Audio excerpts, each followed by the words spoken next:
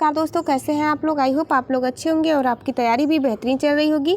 BPSC TRE 4 के लिए NCERT पर आधारित हमारी मॉडर्न हिस्ट्री की आज ये लास्ट क्लास है, जिससे कि आज के बाद मॉडर्न हिस्ट्री आपकी कंप्लीट हो जाएगी। आपको बता दें कि मॉडर्न हिस्ट्री की सभी वीडियो की प्लेलिस्ट बना दी गई है, तो आप आराम से एक एक वीडियो को देख सकते हैं प्लेलिस्ट से। स्टार्ट करते हैं आज की क्लास। यदि आप चैनल पर नए हो तो चैनल को जरूर सब्सक्राइब करिएगा, ताकि आने वाली सभी वीडियो का नोटिफिकेशन आपको मिलता रहे। यदि आपके पास पर्याप्त समय ना हो डिटेल एनसीईआरटी बुक पढ़ने का, तो आपको ये बुक जरूर पढ़नी चाहिए। One of the most important book है, जिसमें कि एनसीईआरटी के सभी मेन पॉइंट जिससे कि प्रश्न बनते हैं, उन सभी पॉइंट को दिया गया है इस बुक में, जो कि आपके एग्ज़ाम में एक अच्छा स्कोर करने के लिए बहुत ही हेल्पफुल होने वाली है। स्टार्ट करते हैं। Grand old man of India की उपाधि किसे दी जाती है? कई बार पूछा गया प्रश्न, दादा भाई नौरोजी। आज की ये वीडियो जो कि विविध यानी मिसलेनियस प्रश्नों पर आधारित है। सभी चैप्टर जो कि मॉडर्न हिस्ट्री के इम्पॉर्टेंट क्वेश्चन होते हैं, उनसे इसमें प्रश्न लिए गए हैं। महाराष्ट्र में शिवाजी उत्सव व गणपति उत्सव की शुरुआत किसने की थी? बाल गंगाधर तिलक ने स्टार्ट किया था शिवाजी उत्सव और गणपति उत्सव। जीबी मैकाले ने ईस्ट इंडिया कंपनी के बारे में यह टिप्पणी की कि कंपनी एक असंगति है, परंतु यह उस व्यवस्था का भाग है जहां सभी असंगत है। भारतीय अशांति का जनक किसे माना जाता है? तो वैलेंटाइन सिरोन ने लोकमान्य तिलक को कहा था भारतीय शांति का जनक। ब्रिटिश पार्लियामेंट में चुना जाने वाला प्रथम भारतीय कौन था? दादा भाई नौरोजी, याद रखेंगे। सन्यासी विद्रोह किस वर्ष आरंभ हुआ था? 1770 में सन्यासी विद्रोह आरंभ हुआ था। तृतीय आंग्ल मराठा युद्ध किसके शासनकाल में हुआ था? तो तृतीय आंग्ल मराठा युद्ध लॉर्ड वारेन हेस्टिंग के शासनकाल में हुआ। गांधी जी के दांडी मार्च से प्रेरित होकर किस नेता ने केरल में एक मार्च निकाला था? तो के कल्पप्पन, याद रखेंगे। कालीकट से पोयानूर तक इन्होंने यात्रा निकाला था। सर्वोदय शब्द का प्रयोग सर्वप्रथम किसने किया? कई बार पूछा गया है। महात्मा गांधी ने सर्वोदय शब्द सबसे पहले प्रयोग किया था। दूसरे सविनय अवज्ञा आंदोलन की अवधि क्या थी? तो दूसरे सविनय अवज्ञा आंदोलन की अवधि दिसंबर 1931 से अप्रैल 1934 तक की थी। अगला पॉइंट है, आपको एक एक पॉइंट को बेहद ही ध्यान से देखना होगा और याद रखना होगा, क्योंकि एग्जाम में ये सब प्रश्न कई बार पूछे भी गए हैं और आगे भी पूछे जाने की पूरी संभावना है। अध्यक्षीय संबोधन के समय किस कांग्रेस अध्यक्ष ने हिंदी भाषा के लिए रोमन लिपि लागू करने की वकालत की थी? सुभाष चंद्र बोस आंसर होगा।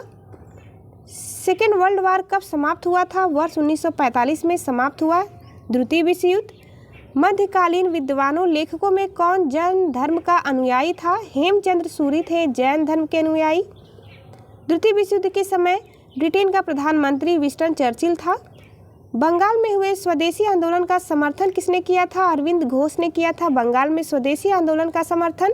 भारत की स्वतंत्रता प्राप्ति के बाद किसने सुझाव दिया कि भारतीय राष्ट्रीय कांग्रेस को समाप्त कर दिया जाए? आंसर होगा महात्मा गांधी। आपकी बायोलॉजी की क्लास भी कंप्लीट हो चुकी है। प्लेलिस्ट बायोलॉजी और मॉडर्न हिस्ट्री दोनों की बना दी गई है। द्वितीय विश्व युद्ध के संबंध में भारतीय राष्ट्रीय कांग्रेस की क्या नीति थी? आंसर होगा पूर्ण स्वतंत्रता का आश्वासन मिलने पर ब्रिटेन का सहयोग। विभाजन करो और छोड़ो का नारा किसने दिया था? मुस्लिम लीग के द्वारा यह नारा दिया गया था, विभाजन करो और छोड़ो। ऑपरेशन पोलो किस देशी रियासत को भारत में विलय करने के लिए चलाया गया था? हैदराबाद रियासत का विलय ऑपरेशन पोलो द्वारा चलाया गया था। अगला मोस्ट इंपॉर्टेंट पॉइंट है, स्वतंत्र भारत में प्रथम गैर कांग्रेसी प्रधानमंत्री कौन बना? मोरारजी देसाई। रविन्द्रनाथ टैगोर को उनकी रचना गीतांजलि के लिए किस वर्ष नोबेल पुरस्कार से सम्मानित किया गया?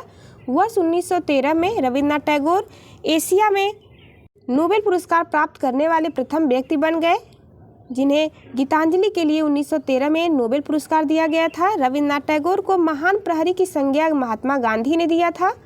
ब्रिटिश काल के दौरान पड़े किस अकाल को प्रकोप का समुद्र कहा जाता है? तो उड़ीसा का अकाल, जो कि 1866 में पड़ा था।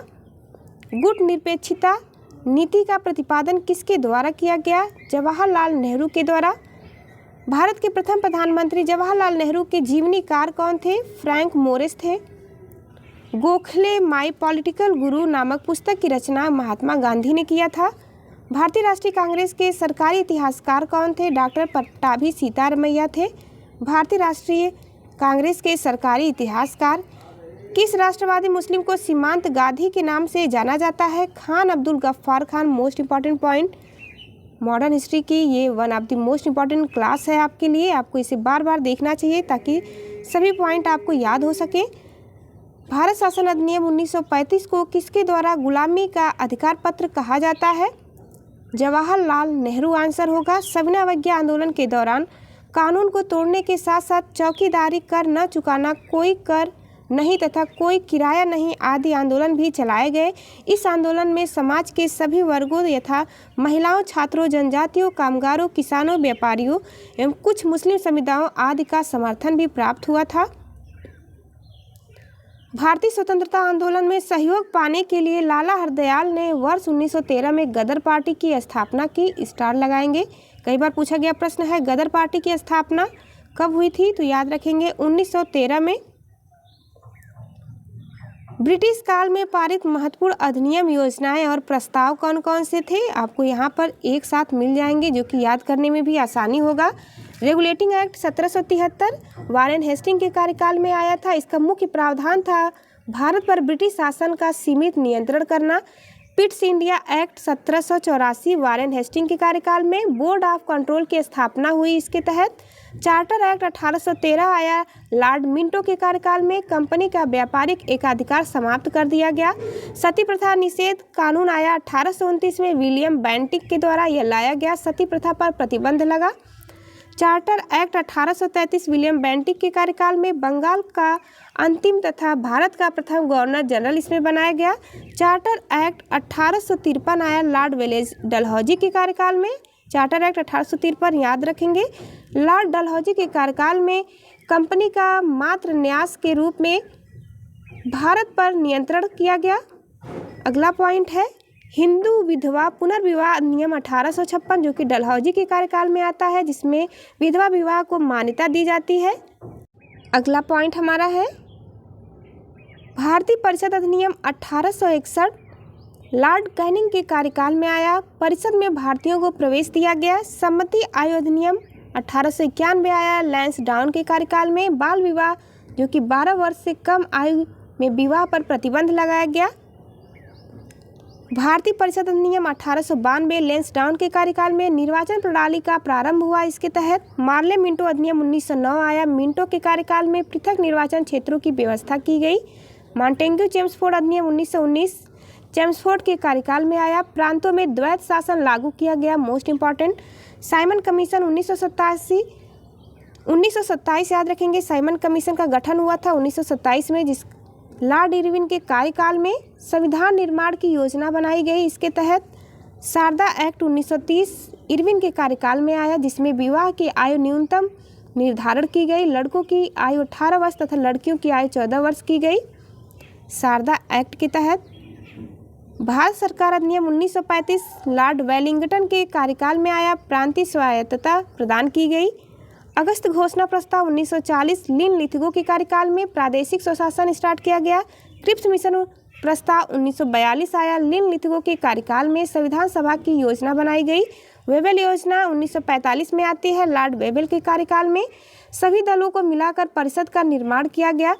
कैबिनेट मिशन योजना 1946 में आती है वेबल के कार्यकाल में।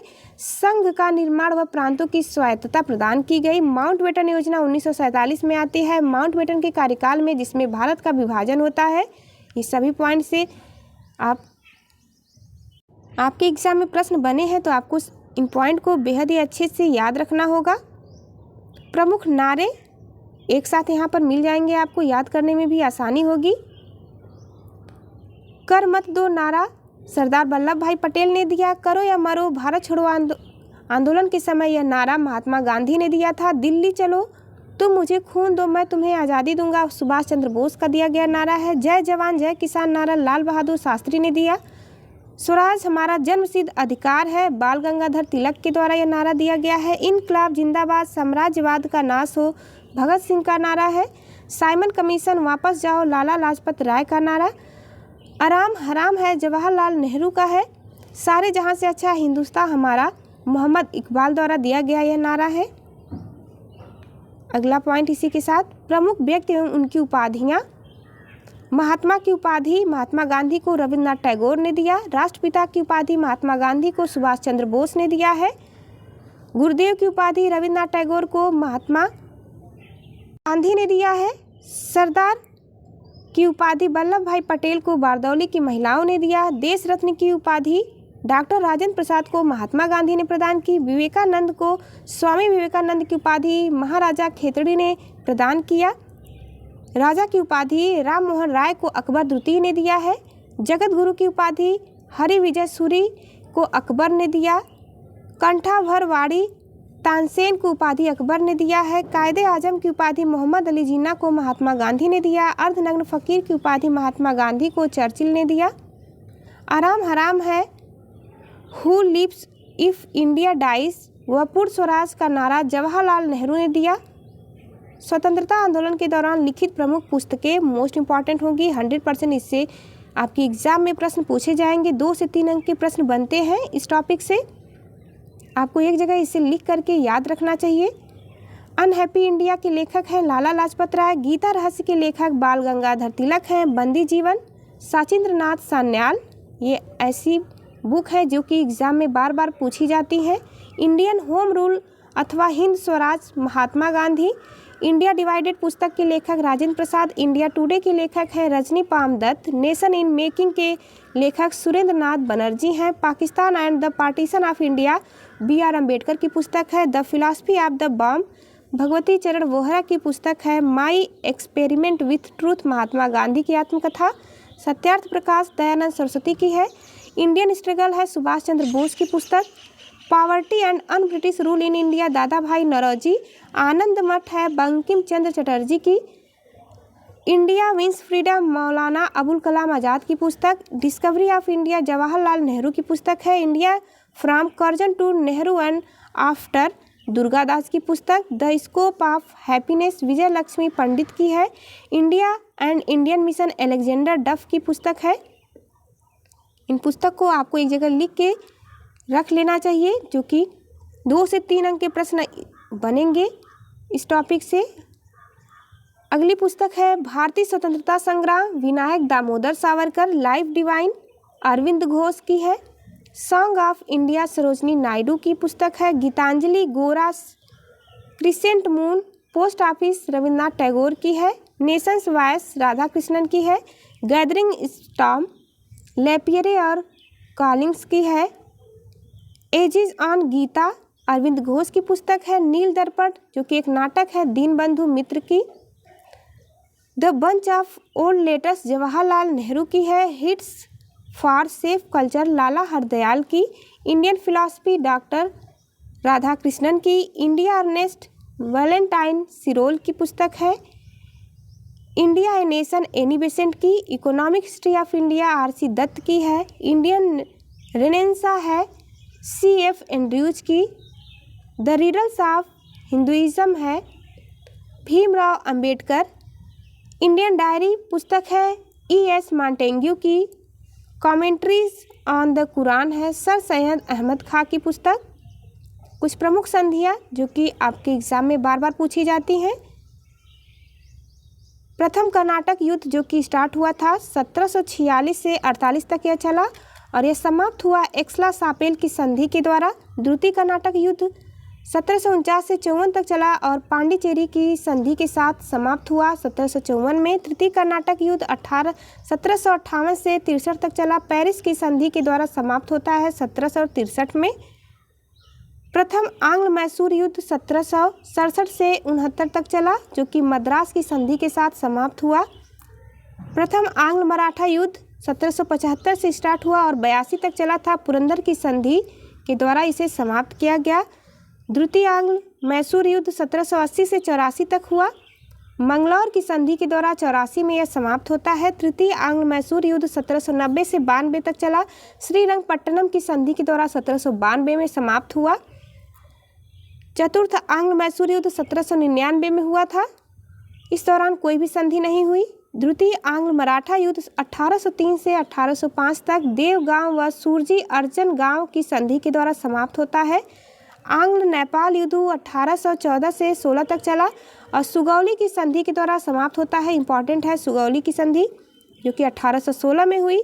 तृतीय आंग्ल मराठा युद्ध 1816 से 19 तक चला और पूना की संधि के द्वारा समाप्त हुआ। प्रथम आंग्ल बर्मा युद्ध 1824 से 26 तक यांडाबू की संधि के द्वारा यह 1826 में समाप्त हुआ। प्रथम आंग्ल सिख युद्ध 1845 से 46 तक चला। लाहौर की संधि व भैरोवाल की संधि के द्वारा 1846 में समाप्त होता है।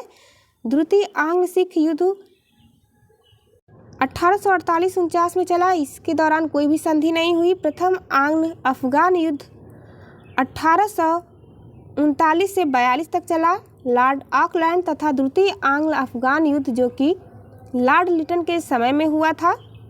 अगला पॉइंट है मोस्ट इम्पॉर्टेंट आपके एग्जाम के लिए, बंगाल तथा भारत के गवर्नर, गवर्नर जनरल तथा वायसराय, इसकी अलग से एक वीडियो आपको बना के दे दी जाएगी क्योंकि मोस्ट इम्पॉर्टेंट होगी और आपको याद रखने में भी आसानी होगी। तो चलिए मिलते हैं आपसे अगली वीडियो में, तब तक के लिए नमस्कार। जाते जाते चैनल को लाइक शेयर सब्सक्राइब करना ना भूलें।